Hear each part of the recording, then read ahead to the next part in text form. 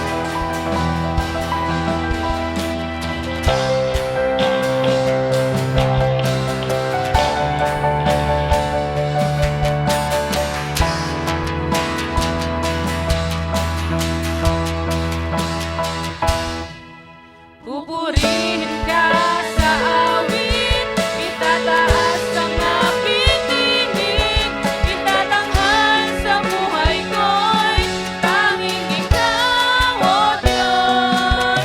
Higit pa sa kalangitan, ang iyong kalwalhatian, kadakilaan mo'y di mapapantayan.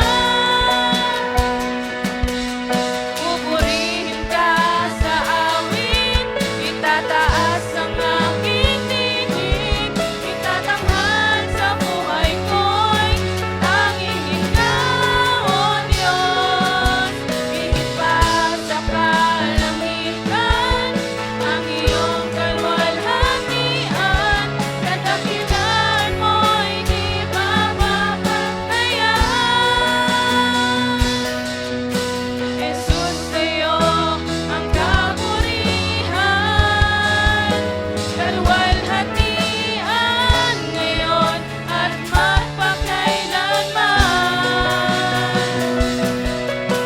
Jesus, sa'yo ang karangalan, kapangyarihan ngayon at magpakailanman.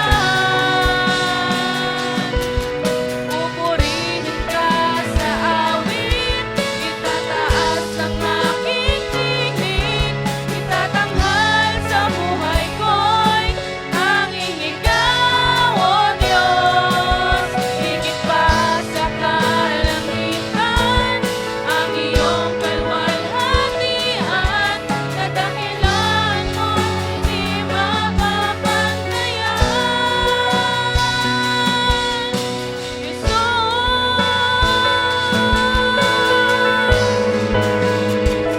Yes, O God. Hallelujah, Lord. Hallelujah, Lord. Pupurihin. Ikaw lamang, Panginoon, ang pupurihin namin, Lord God. Hallelujah. Salamat, Panginoon. Salamat sa lahat ng biyaya mo, Panginoon. Sukdulang biyayang pinagkaloob mo sa amin, Lord God. Maraming salamat po, Panginoon. Hallelujah, Lord